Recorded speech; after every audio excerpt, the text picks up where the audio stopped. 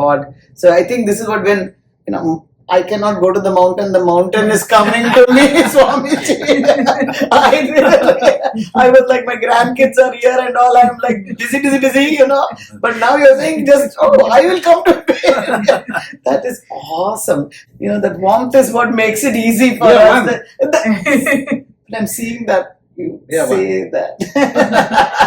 Usually you're like, oh my goodness, Swamiji's, one of the unique thing about Swamiji. I see that. It makes it approachable, which means what he's saying becomes approachable, right? Not only to me, especially to the younger generations, right? Like they're like, oh my God, I don't know what to do otherwise, right? It puts a distance between. I mean, that's why you are a Swamiji. I see. That's why we are ordinary. For sure. Oh my God, this is so beautiful. So, so that's very interesting. I mean, to meet somebody, first of all, who has the autobiography of a yogi, right? Somebody who has actually given up. So, as my son and daughter will say, have you met people who may not have another life? I don't know, Swamiji, maybe you. But you will come back to bless us, I think. Right? See, this life is that much ananda. Why we hate the life? Let us come 1,000 times. I love that. That's it. We don't mind, but we need Swamiji in 1,000 lives. I'm all for it. Oh my God, I don't want any more birth. Let this be my last birth. Why? This is ananda. This is bliss. Let there be 1,000 lives. Oh my goodness. So you should. So that's the moksha, right? Like, come to a point where you want to come back again and again. Those that don't want to come back will come back. Because that's what when you go. Like I have a niece, she's in second year at UC Riverside, and like this proselytizers get to her, right? Like they're always catching you, So and one of them went and talked to her and said, oh my God gave up his life for my sins, right? Like Jesus Christ. What did your God do for you? I'm like, that's an interesting question, right? But Swamiji, this question comes up often. And what is, one answer I heard from a pravachanam was that, God came in the form of humans to teach you how to live life as Rama and Krishna. That was one answer I heard. Yeah. Any other words because this comes up a lot. Like, what did your God do for you? First of all, God is God. Leaving that aside, So, but they want to obviously convert. They said this very clearly, So, I didn't know what answer is the right answer for that. See, when Chidananda Gurudeva was there in Kerala, a set of these people came there to the ashram. And they said, so Chidananda Gurudeva was such a great scholar, the very embodiment of scriptures, and he was established in himself. Even when he was doing outside sevas, but inside he was established in himself. To such a great Mahatma, they approached and said, so God came here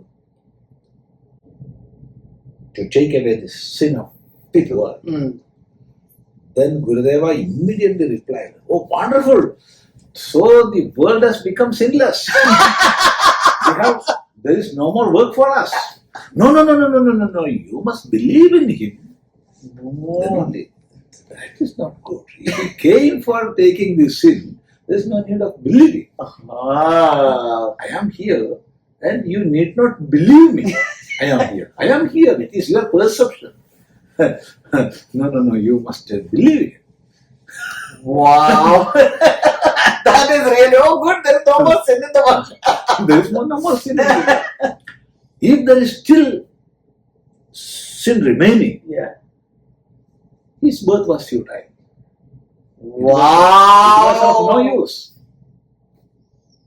That is a very, very profound. I like that. I should give that to people. But on the other hand, definitely, learning from the lives of Nadate kasyajit papam nachaiva sukridam vipu. Ishvara is not taking your sin nor your virtue. You are the doer and you are the accruer. Beautiful. Live best life, you will get back best. Beautiful. So that is the saying of Gita. Nadate kasyajit papam nachaiva sukridam vipu. Beautiful. So actually today what I think I understood from you, this becoming one with this Advaita, that is, so you said Isha is the one who controls, right? So if you look at Jiva, we feel we are not in control.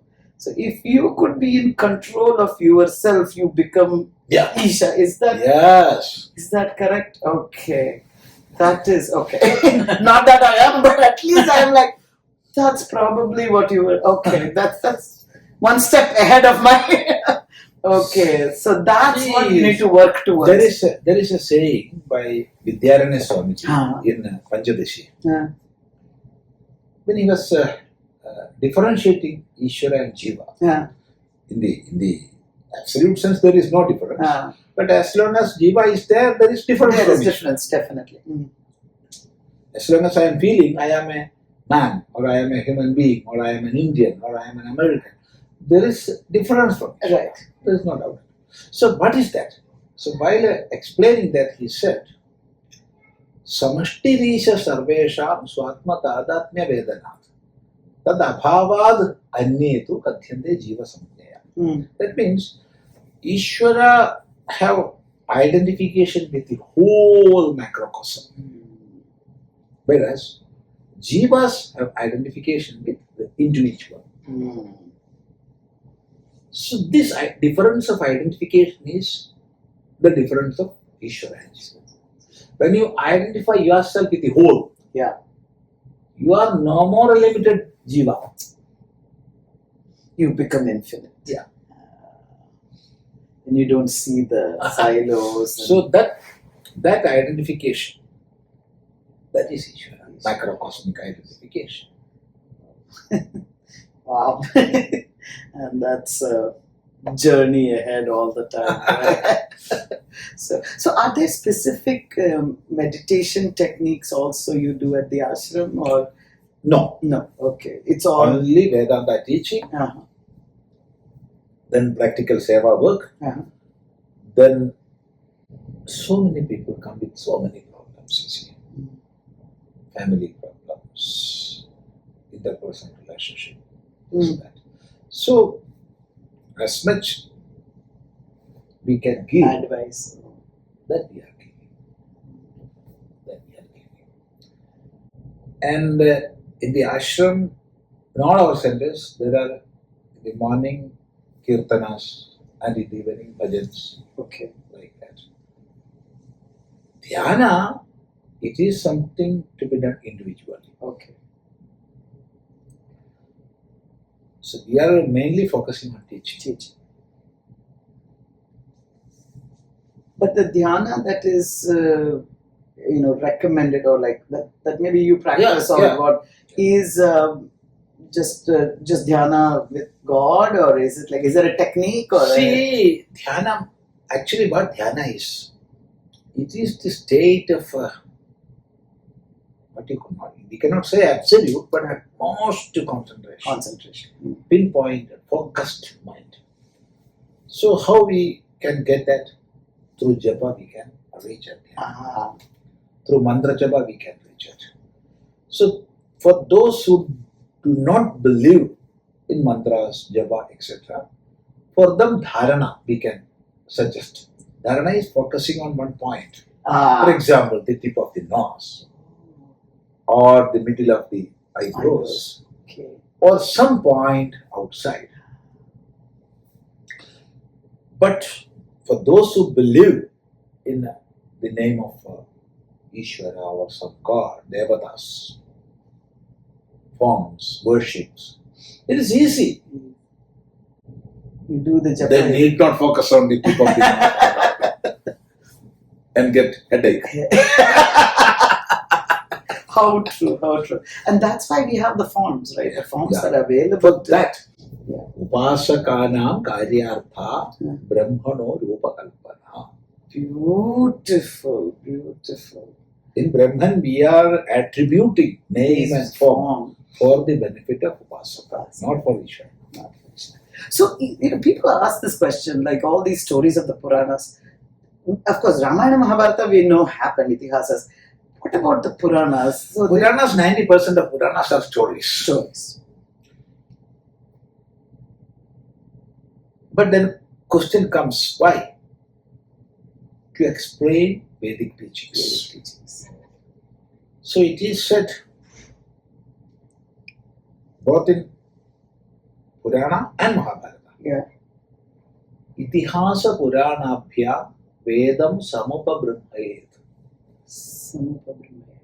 You explain. Samupabrahmayet means explain. Explain. You explain Veda through Itihasas and Puranas. Okay.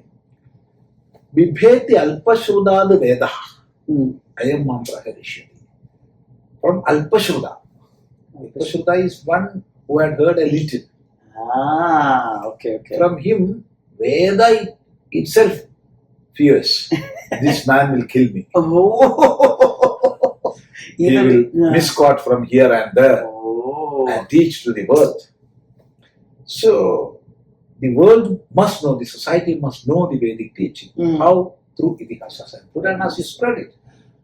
You making use of so many stories or biographies. Mm-hmm. That is used in Itihasas, Ramayana and Mahabharata. Mahabharata. They are not simply stories, they are biographies. So, making use of biographies of great persons or making use of stories, you explain the teachings of Veda. Yes. Perfect. For example, you take Valmiki Ramayana. Mm. There are 7 kandas, 640 odd sargas, Mm-hmm. 24,000 shlokas. Shlokas.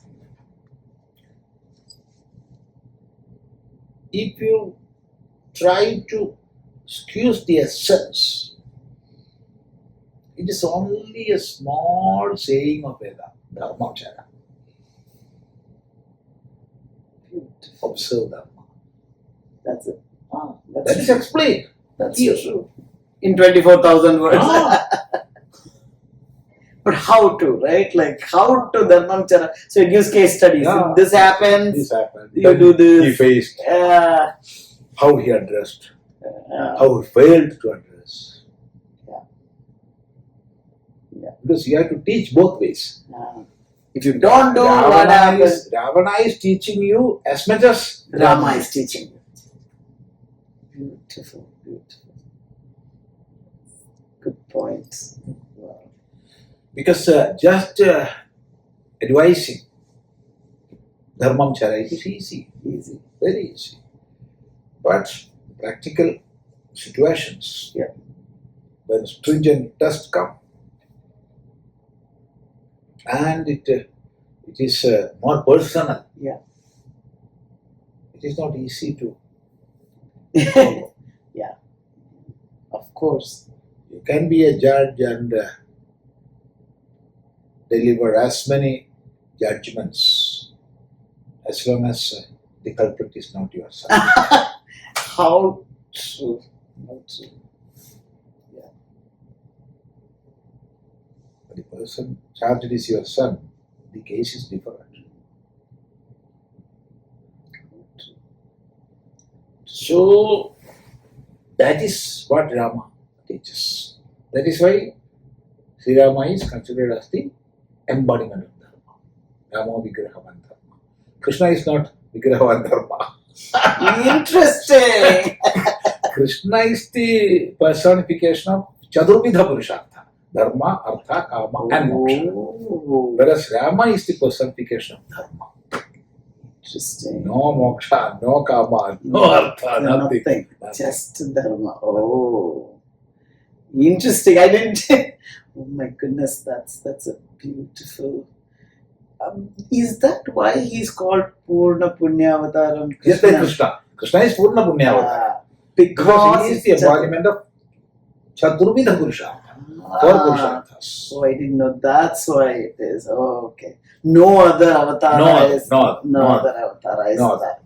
Everything else is Anshavadara. For some part. Some part. Okay. Not even Rama. Not even Rama. Rama is for Dharma only. Dharma only. He himself proclaimed. Yeah. Rama said, see,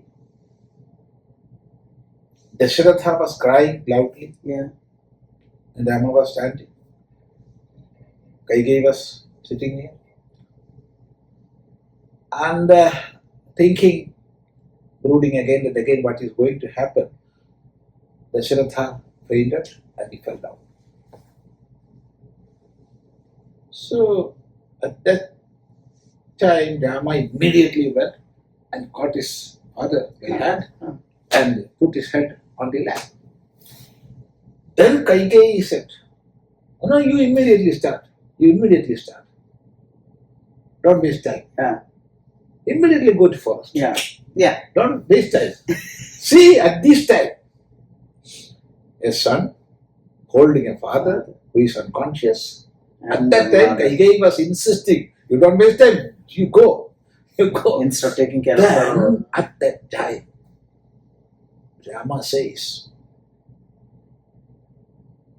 Naham paro devi, lokam avastu mutsahe, vidhimam rishibhis tulyam, vimalam dharmam ashramam. Oh Devi, I am not living in this world for getting money. Oh, he says that.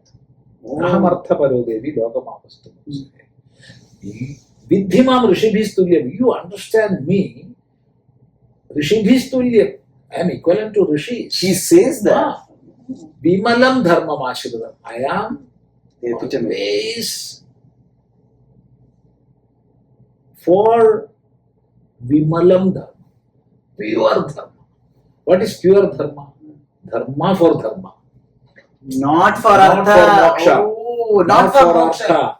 Not for kama. Sometimes people ask, Dharmaputra also is a personification of Dharma, but we never call him as a Vigrahavan Dharma. Why? Because Rama lived Dharma for Dharma. Whereas Yudhishthira lived a life of Dharma for Artha, To be a for king. kingdom, and even for moksha. Yeah. Rama never went behind moksha. No, nothing. He's Dharma like, that's for it. Dharma. Vishuddham Dharma. That's what it is. Vimalam Dharma. So is that why in Vishnu Sahasranam they say Shri Rama Rama Rama? Or why is that like Ramanama Tattulyam? Why is that? Sahasranama Tattulyam Ramanama Varanani. Varanani. That is for those who cannot chant the whole of Vishnu Sahasranama. Just you go and chant Rama Rama Rama Rama. To get that dharma. To get that dharma, then you will grow. Once you do dharma, then. And the Shabda Rama comes from the Agni Bija Ram. Okay. Oh, Ram. Oh. Ram Agni Bija. Ah, So the power of Agni is there in the Rama Mantra. that So is it will what. take. Oh, so there's a Bija mantra there. I didn't know that. So in the Maha Mantra, Hare Rama, Hare Rama, Rama. Hare Rama, Hare Rama. That is actually what is Hare Rama, Hare Rama. It is you see Hare Rama Krishna. Right. Only 3 words. Oh, Hare as in. Everything else repeated. Yeah. Hare Rama, Hare Yeah. Rama, Rama Rama, Hare Hare. Yeah. Hare Krishna. 3 words. Only 3 words. Yeah. Repetition of 3 words. So it is Hare Rama Krishna. Okay. That is Hare is calling Hari. Hari. Right. Hari is Mahavishnu, Oh, right. or one who is dispelling the ignorance, or one who is dispelling the darkness. Hara. Okay. Is Hari. Hari. That is he who Hari. takes away. Hari. Okay. Rama, one who is making you bliss. Ramayadi. Ramayati iti Rama. Ramayadi Rama. And Karshay. Or Ramate Idira. Oh, One who Ramate. is in the bliss. Oh. But one who is giving that bliss. Both. Is Dharma. Then Krishna. Krishna, there are many meanings. The first is Krishna Varnascha, whose color is black, is Krishna. Second meaning is Karshanad Krishna, who is attracting everybody towards him, is Krishna. That is, in one way, when Mahapralaya happens, everybody is attracted to Ishvara back. So he is Krishna. Or in other words, through his celestial place, he is attracting everybody towards him. All the gopis, gopas, everybody. So, what Karshana. The another meaning is Krishadidi Krishna, one who is doing farming. Oh. How the jivas in this kshetra, we are doing so many deeds. According to our deed, Bhagavan is giving the fruits. Oh. So that is Krishna. He is the tiller. Then another meaning is Krisha Bhuvachaka Prokto Nascha Nirvrudi Vachaka. Krisha means existence. Na means bliss. Krisha Bhuvachaka Proktaha Nascha Nirvrudi Vachaka. So, one who is of the nature of existence, absolute, and bliss absolute is Krishna. That is Sachidananda Brahma. That is so many. And also, it's interesting, right? He's dark. So, is that like that's? I wonder if they knew the dark attracts everything. Is that why his color is dark? Oh, that's why his color is dark, because he's it attracting absorbs. Oh, that's very interesting. Actually, along. No scientist says white hole. Yeah. It is that it is known, right? That's a very interesting thing that it is known. Wow. Also, like in the Puranas, did they know Earth was round a long time? It was always Bhugola. Always. Not Gola, Anda. Elliptical. Oh, okay. Wow. So not only the Earth, universe. all the universe is considered elliptical. Brahmanda. Okay. Wow, so much was known, right? So, wow. If you sit here, I know you must have had this kind of experience all the time. But do you need to rest, Swamiji? No. You're always in a state of rest.